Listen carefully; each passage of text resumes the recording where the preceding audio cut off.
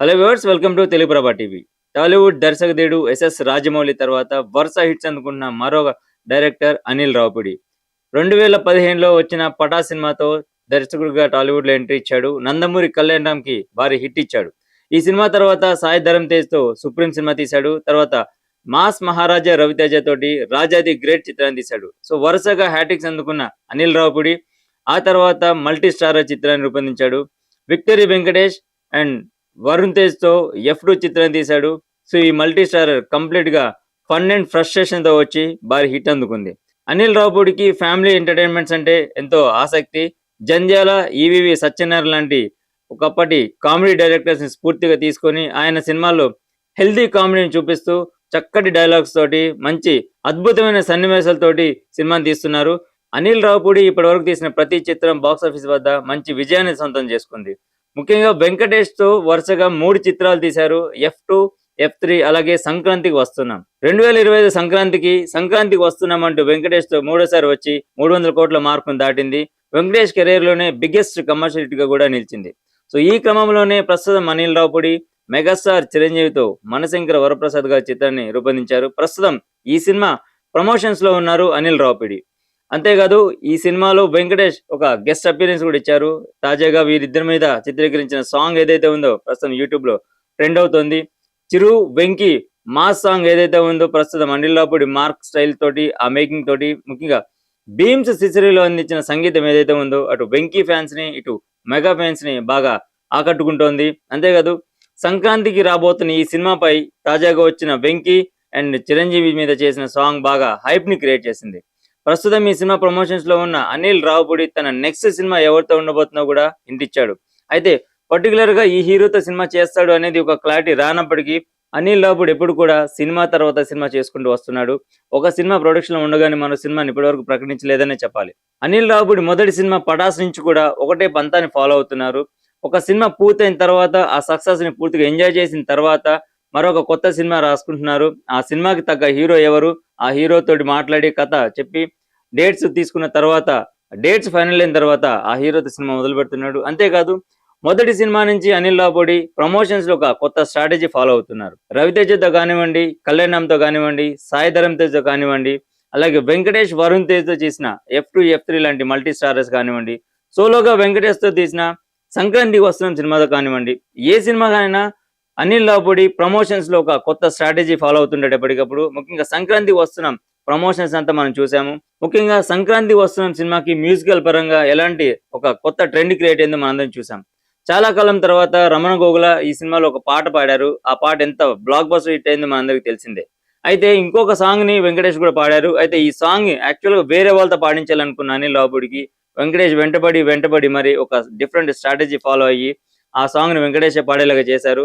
మొత్తం మీద వెంకటేష్ పాడిన సాంగ్ కూడా 'సంక్రాంతి వస్తున్నాం' సినిమాలో బ్లాక్ బస్టర్ గా నిలిచింది. ఇక ప్రస్తుతం అందరి చూపు ఉంది సంక్రాంతి రాబోతున్న 'మనశంకర వరప్రసాద్' గారి సినిమా మీదే. అనిల్ రావుపూడి సక్సెస్ ట్రాక్ చూసిన తర్వాత మెగాస్టార్ చిరంజీవి అనిల్ రావుపూడి సినిమా చేయడానికి గ్రీన్ సిగ్నల్ ఇచ్చారు. సో అనిల్ రావుపూడి చెప్పినట్లుగానే వింటేజ్ మెగాస్టార్ ని మనకి చూపించబోతున్నారు. ఇప్పటికే ఈ విషయం క్లారిటీ కూడా వచ్చేసింది.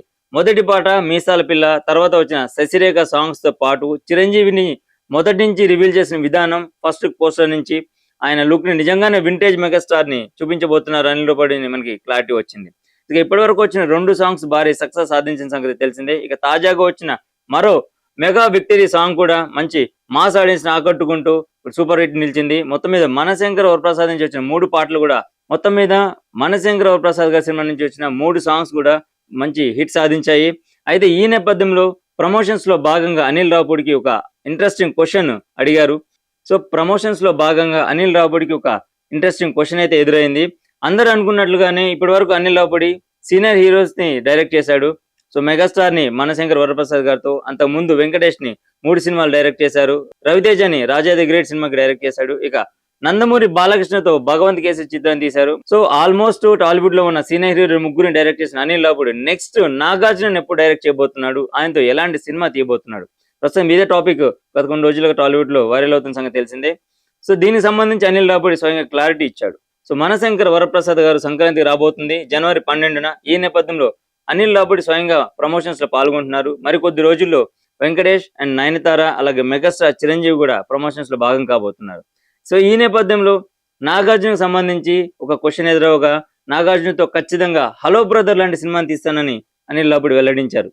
సీనియర్స్ లో చిరంజీవిని, వెంకటేష్ని, అలాగే బాలకృష్ణని డైరెక్ట్ చేశాను. ఇక నాకు మిగిలిందల్లా ఒక నాగార్జునని. సో నాగార్జునని కూడా డైరెక్ట్ చేయాలనే ఆలోచన నాకు ఎప్పటి నుంచో ఉంది. సో అవకాశం వస్తే అతి తొందరలోనే నాగార్జున కూడా డైరెక్ట్ చేస్తానని చెప్పేసి, సో కథ కూడా హలో బ్రదర్ లాంటి కథనే అని చెప్పేసి ఒక చిన్న హింట్ కూడా ఇచ్చారు. సో దీన్ని బట్టి చూస్తే వెంకటేష్ని, చిరంజీవిని ఎలాగైతే చూపించారో నాగార్జునని కూడా వింటేజ్ నాగార్జున చూపించబోతున్నట్లు కూడా ఆయన హింట్ ఇచ్చారు.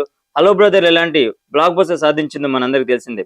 డ్యూయల్ రోల్లో నాగార్జున పండించిన కామెడీ కానివ్వండి, ఎమోషన్స్ కానివ్వండి ప్రేక్షకులను బాగా ఆకట్టుకున్నాయి. సో హలో బ్రదర్ తర్వాత మళ్ళీ అటువంటి కంప్లీట్ కామెడీ సినిమా రాలేదనే చెప్పాలి. సో అనిల్ రావిపూడి గనక నాగార్జున కోసం హలో బ్రదర్ లాంటి కథ రాస్తే డెఫినెట్ గా అది బాక్స్ ఆఫీస్ వద్ద మరొక భారీ బ్లాక్ బస్టర్ సాధిస్తుందని చెప్పేసి అక్కినేని ఫ్యాన్స్ చెప్పుకుంటున్నారు. సో నాగార్జున ఎలాంటి కథలోనైనా ఇమిడిపోతారు. ఇప్పటికీ కింగ్ గా, మన్మధుడిగా నాగార్జున లుక్స్ ఏ రకంగా ఉంటున్నాయి మనందరం చూస్తూనే ఉన్నాం. ప్రస్తుతం నాగార్జున తన 100వ చిత్రం చేస్తున్నారు. తమిళ డైరెక్టర్ రా కార్తిక్ చిత్రానికి దర్శకత్వం వహిస్తున్నారు. మరి మనశంకర వరప్రసాద్ గారి తర్వాత నాగార్జున తోటే అనిల్ రావిపూడి చిత్రాన్ని ప్రకటిస్తాడా, లేకపోతే మరో చిత్రాన్ని ఏదైనా ప్రకటిస్తాడా, ఆ హీరో ఎవరు, అనిల్ రావిపూడి నెక్స్ట్ చేయబోయే సినిమా ఎలా ఉండబోతోంది అనేది మరి కొన్ని రోజులు తెలియబోతుంది. సో మొత్తానికైతే మనశంకర ప్రసాద్ గారు ప్రమోషన్స్ లో నాగార్జునతో సినిమా చేయబోతున్నా అనే విషయాన్ని అయితే అనిల్ రావిపూడి రివీల్ చేశారు. కథ కూడా హలో బ్రదర్ లాంటి కథ చేయాలనుకుంటున్నట్లుగా కూడా తెలిపారు. సో అనిల్ రావిపూడి చెప్పిన దాన్ని బట్టి హలో బ్రదర్ అలాగే మన్మధుడు తరహాలో ఒక అద్భుతమైన కథ నాగార్జున కోసం అనిల్ రావిపూడి ప్లాన్ చేసినట్లుగా కూడా మనకు అర్థమవుతుంది. సో చూద్దాం మరి అనిల్ రావిపూడి ఇచ్చిన హింట్ ప్రకారం ఖచ్చితంగా హలో బ్రదర్ లాంటి సినిమా తీస్తాడా, దానికంటే అద్భుతమైన కథతో నాగార్జున డైరెక్ట్ చేస్తాడనేది మరి కొద్ది రోజులు తెలియబోతోంది.